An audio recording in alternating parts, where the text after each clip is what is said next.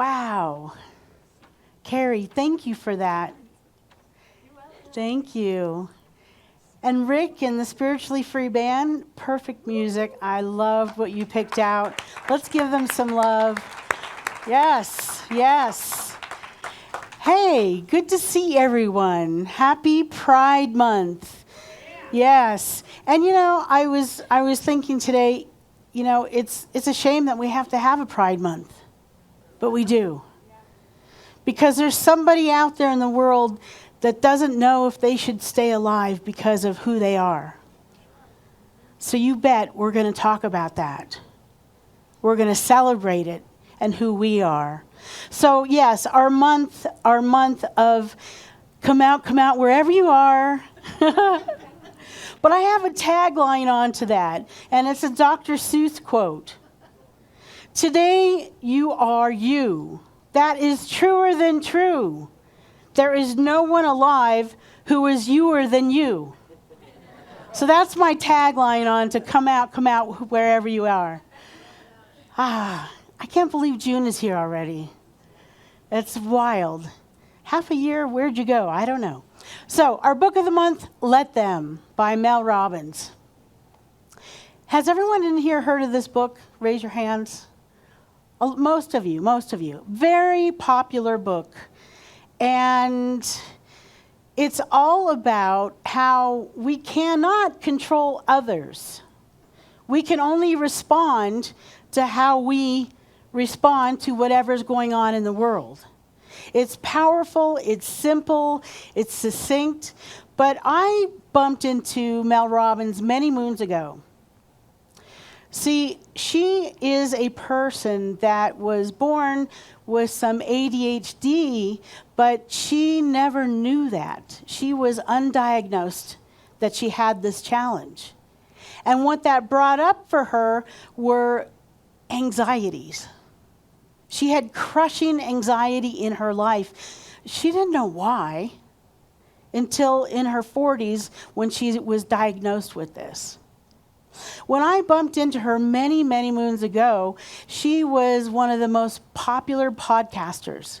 Now, podcasting has come a long way over the years, but she was one of those shows that was really up there, and I bumped into her because she talked about her 5-second rule. She also did a TED Talk. In fact, she speaks about that in her book, where she was invited to do a TED Talk, and she really hadn't done a lot of public speaking. And she got up there on the stage and went blank to everything that she prepared. But she had written this book, The 5-Second Rule, and it just came flowing out. And it's one of the most popular TED Talks ever. Let me tell you a little bit about the 5-second rules before we go on to her new book. So basically, she says that if you don't respond to an idea within 5 seconds, the idea gets derailed. Been there? Done that? So she was at a point in her life when she came up with this where she was in her early 40s and almost bankrupt, mountains of debt. Her husband's business was failing. She had 2 children, and yet she couldn't get off the couch. She procrastinated. She drank. She stayed on the couch. She just couldn't move, and she was like, what's going on with me? And one day she just said, 5, 4, 3, 2, 1, I'm getting up. And it worked. So she kept on with this idea, and she did it every day, and she wrote a book about this. When I heard her do this podcast, I said, I can use that in my life. You see, I had things to do, like we all do.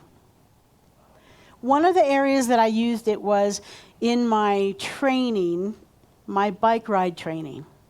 So what you don't know is that it's not just a 7-day bike ride I talk about here often, the AIDS life cycle, which started today.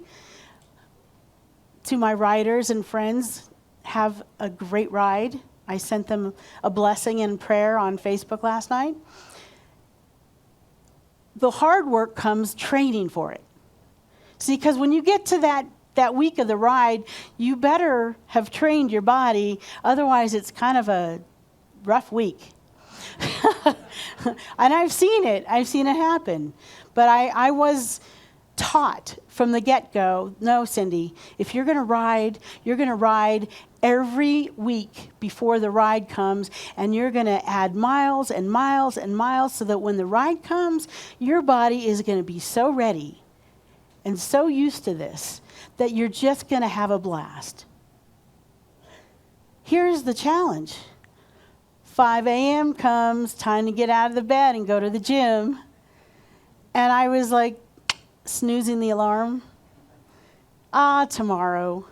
So then I heard this 5-second rule on this podcast, and I said, okay, I can do this. But the only way I can do this is if I have my workout clothes at the edge of the bed,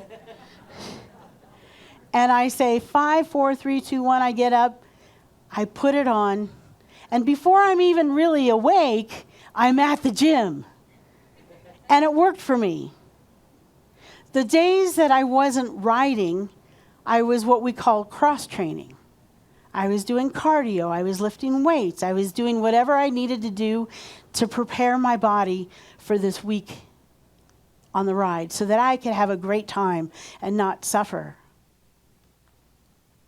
The other area that I use this 5-second rule is in my professional life. When there's things that you have to do, but for some reason you're procrastinating, or okay, I'll say it, I'm procrastinating, and I get to the point where I have to do my countdown. So one day, after being here at the center and witnessing what was going on and knowing that I wanted to do something special for this community and our music program, I was in my office at home, and the idea came, call Ricky Byers Beckwith. Well, actually, Ricky Byers. Sorry, Ricky. Ricky Byers. And invite her. And before I could get myself out of it and talk myself out of it and find all the reasons why I shouldn't bother her, she's a busy lady, blah, blah, blah, I picked up my phone and I called her. And I didn't even expect her to answer. And she did. And Ricky calls me my first and last name. She always has, and she probably always will. Cindy Edelson. And I said, yes. She said, hey, Rev, how are you doing? And I said, I'm great. I'm in Salt Lake, and I want you to come here. And she said, yes. She didn't ask me what, how, what we were going to do. She just said, yes. And I said, great. That's what I'm talking about when these ideas come through. You don't sit on it and wait. Well, you can, but typically then they don't get done. Or for me, if I have an idea, sometimes I'll sit on it and I'll make my list of pros and cons. And again, I'll talk myself out of it because I see where it could be great and I see where it can fail, and it puts me into this in-between state of frozen. So, when this book came out, I jumped on it. I was like, oh, new work from Mel. I'm so excited about this. I like her teaching style. I wouldn't call her a spiritual teacher, and that's not how she writes, but yet these lessons are so profound. They are deeply spiritual because they connect me with myself. They remind me of how I want to show up in this world. So the premise of this book really is about how we cannot control what's going on in the world. And that was a great song, Rick, yes. We can't control when it's going to rain or not rain. Well, if we try, that might be kind of hard. We can't control how people react and act around us. Lord knows I've tried my whole life. And I'm reading this, and I know this, and it's simple. It's so simple. It's common sense, and yet the way that she coins it and the way that she phrases it made it so land home for me. right. When someone doesn't respond the way I'm hoping for them to respond, it's not on me to make them respond in that way. I just can't make them do anything. Just like I can't make my little dog come to me sometimes, unless I have a treat in my hand. But, it just doesn't work. We have to let people be people, because they're always peopling, right? So, the way this came to be, Let Them, is a story that Mel tells in her book about her son's prom. You see, she's got 2 daughters and a son, and her 2 daughters, when they were going through their prom time, they were on it. They knew who they were going to go to prom with. They knew what kind of dress they wanted. They knew what group of kids they were going to go with. They knew where they were going to have dinner. They had it all lined up well ahead of time. Reservations. They knew what flowers. They knew everything. What colors. What color the boys' tux should be. And they were organized. Here comes her son. Nothing. She doesn't hear anything about the prom until a week before. And he says to her, "Yeah, Mom, I think I'm going to go to the prom." And she's like, "What? What are you going to wear? What are you going to do?" And he's like, "I got this. No problem." He's a different kind of kid. He works. He is who he is, right? So somehow things get all together. And she goes out and buys a corsage for the girl, even though he said not to. She goes and meets the girl and the other kids, and the girl had made her own corsage, and Mel had the corsage behind her back just in case, and was like, oh, now she knows why she didn't need to do that. Anyway, the whole prom thing was sort of like dissipating because it was torrential rain. They didn't have reservations. They were thinking, oh, we're going to go to this great taco stand for dinner. And she's thinking, oh my God, he's standing there in these brand new, $200 sneakers, and they're getting muddy and dirty, and her dress is going to get, she's just going through this whole thing, and she's looking at the other parents going, what are we going to do? And the kids are like, happy. They're going to prom. They don't care about some rain. It's all good. And the more that she was pushing and pushing about what they should or shouldn't do because of the weather, her daughter's over there like going, hey, Mom, let them. Just let them. Her daughter kept saying that over and over and over again. And finally she was like, okay, I'm going to just back up here a minute. I'm just going to let them. And that was the beginning of this let them theory. And I love that it's born out of a very practical thing that happens in families. And isn't it the way that everybody has their own unique way of showing up? Some of us are type A and have a plan or organized. And some of us are very organic and just let it unfold. Well, from one of those people to the other people, it's always going to look different.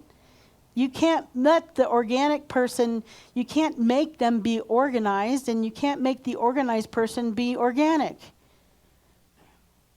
It's just the way of the world. My hope for myself is that I get to have a nice balance between those two. Because I've seen both ways. I've seen the benefits of being organized and planning and being structured. I've also seen the benefits of allowing Spirit to flow through my life in an organic way. Everybody's different. So, when she couldn't intervene on her son's prom, she realized that something was way out of whack. Now, can you think of some times in your life where you wanted to control the situation? No, I'm not looking at some of you because I know.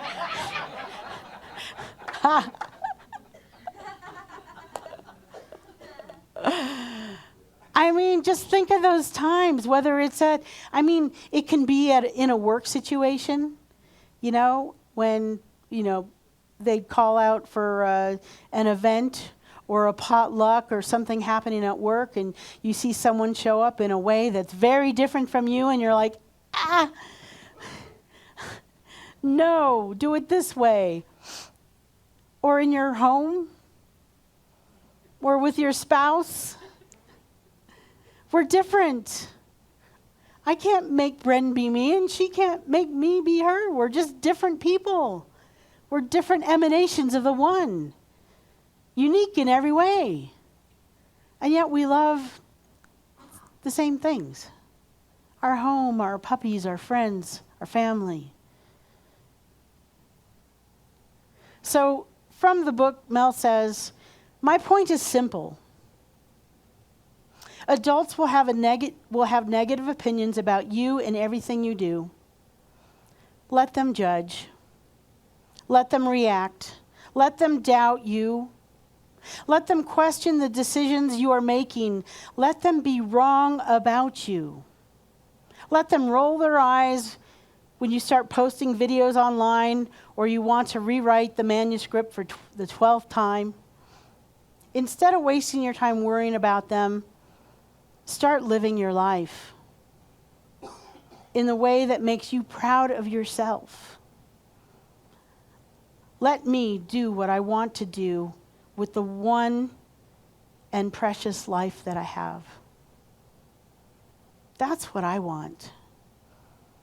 Because you betcha that me being up here and being spiritual director of this community means that I have a lot of people telling me how I'm doing things right and how I'm doing things wrong. And I get to let people let them. I get to let them. I need to do what's in alignment with my heart and soul in this ministry and what I feel is good for this community. It's the only way I can show up. If I took all those opinions into what I do on a daily basis, I'd probably be frozen on the couch. There's nowhere to move when I'm trying to please everybody. And I was born a people pleaser. I'm a 9 on the Enneagram. It's taken me many years to get healthy about that. Right? I love to please people. I love to cook for people. I love to love people. What I found out finally in my 50s, a little late bloomer, that if I don't please me first, if I don't show up authentically as me first, then it's hollow. I need to be me. So what happens after Let Them, we're gonna discover throughout this month, but it's about letting me reclaim myself, take my own responsibility for my life. But what I love about this teaching is it's all about us keeping the framework on what we're doing in our lives. In other words, if someone's out there doing something and it is activating me and triggering me, there's something for me to learn about myself. When I did the Dr. Sue Morter work, one of the most profound practices I found in her work is called subject, object, subject. And I had the privilege to talk to Dr. Sue directly when I was working on my thesis. And I asked her, I said, Dr. Sue, you have so many practices. What's one that you'd want the whole world to know? And that's what she told me. Subject, object, subject. Let me tell you about it. Basically, this is something that you can practice every day. Because when you pull all the attention on you, subject, do that right now. Pull all your attention on you. All the attention on you. Bring it home. Take in a few deep breaths. Bring it home. Feel it in your belly. Feel it in your heart. Imagine that you're collecting any forgotten pieces of yourself that you've given away, that there were things and situations that happened, but you're bringing it all back. Bring it home, and feel how that feels.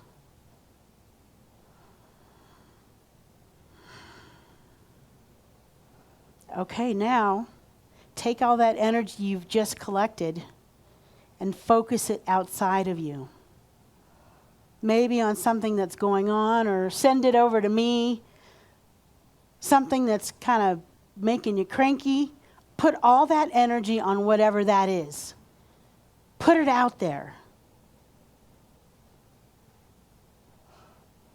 Put all the focus and all the attention and study what it is. Like you're throwing your energy into this person or this place or this situation. You feel that? Notice how it feels to give away your power. Because that's what you're doing. Now, I want you to bring it back home. Bring it back home. Bring it back onto subject. Pull all your awareness back onto yourself. Feel it in your core. Feel it in your gut. Feel it in your heart. Notice what it feels like. Hold this awareness of yourself as you breathe in and out.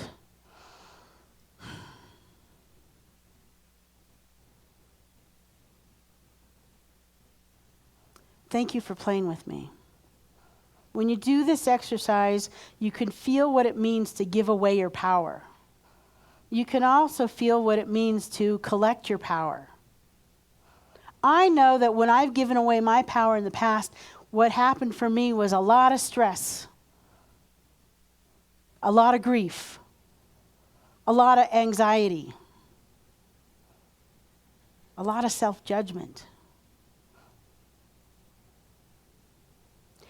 Mel Robbins says, focusing on what you can't control makes you stressed. Focusing on what you can control makes you powerful. I'm going to task you with this. This little exercise we did is something you can do every day. Especially if you're going through your day and you're noticing that you're pissed off at someone or something that's going on. Take a moment to collect your energy. Bring it back home.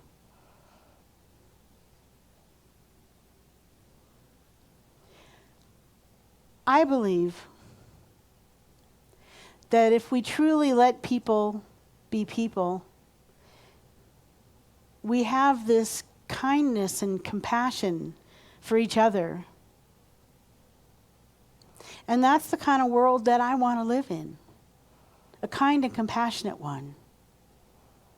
Because when we're doing this work of self-discovery, self-awareness, sometimes as metaphysicians, we get kind of hard on ourselves because there's those shouldas, we should know better, we've got tools. No.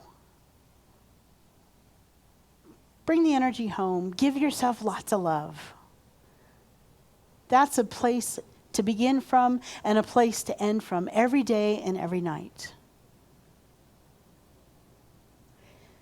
Now, I won't be here next week, but I'm leaving you guys in beautiful hands. Steve and Rob will be here as our guest speakers. Now, if you're new to the community, don't miss them.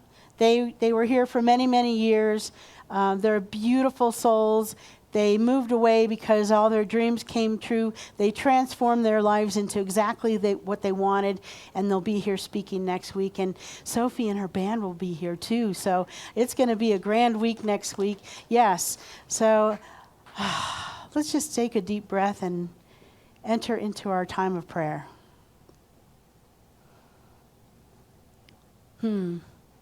Collecting all that energy, bringing it home. That's what I'm grateful for. I'm grateful for these teachings. I'm grateful for Mel and her wisdom, and Dr. Sue and Ernest Holmes and Reverend Michael and all these teachers and mentors that have shared with generosity their wisdom. I am grateful for this beautiful sunshiny day, even though it's a bit hot. I'm grateful to jump in sandals. I'm grateful.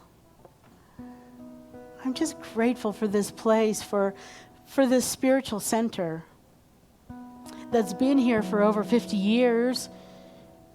I'm grateful to know that it's going to keep going on because this is a place where transformation happens. And I'm mostly grateful to know there is only one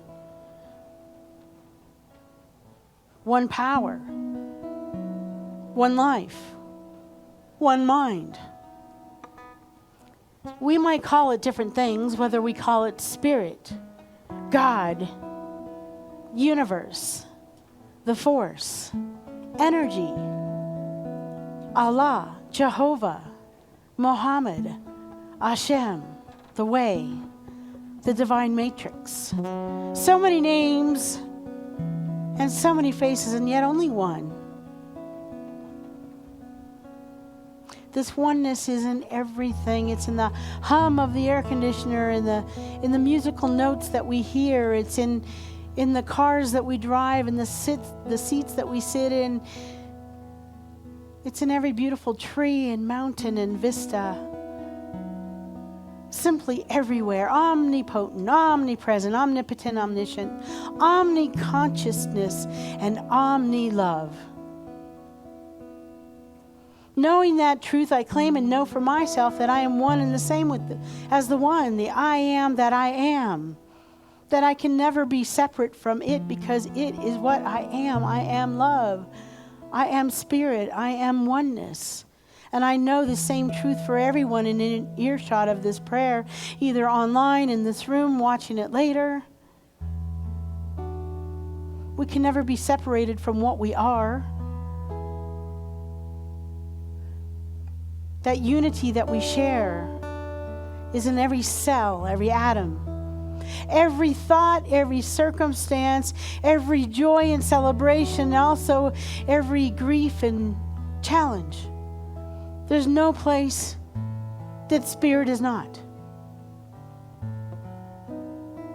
So knowing that with that capital K, I claim and know for this planet, for Mother Gaia and all her population, sentient beings and animals, that we are one and the same, and that we have every resource at our fingertips to live happy, healthy, abundant, fulfilling lives. All needs met. For those of us that are going through times of grief, losing loved ones, maybe new diagnoses, maybe changes in our living situation, our job situation, I know that this too is for us. That we are not navigating this alone, because we are interconnected with everything, everyone, every resource, every moment of every day. And for those of us that are worried about this planet and these places of war where it's looks like the opposite of love is happening, we give our love freely. We let it flow. We let it melt over this planet so that the peace and love that we are lifts, enfolds, inspires the rest of the world. So we stay in our lane. We stay on subject with our love, our power, our presence, our love, our energy. And we give it because it cannot go away, because it is what we are. We are energy. We are love. We are whole, complete, abundant beings. So I give you a moment to just say your name, put your name into this prayer vortex and the names of the people that are wanting prayer. You can do it silently, or you can whisper it or say it out loud. Cindy. Oh.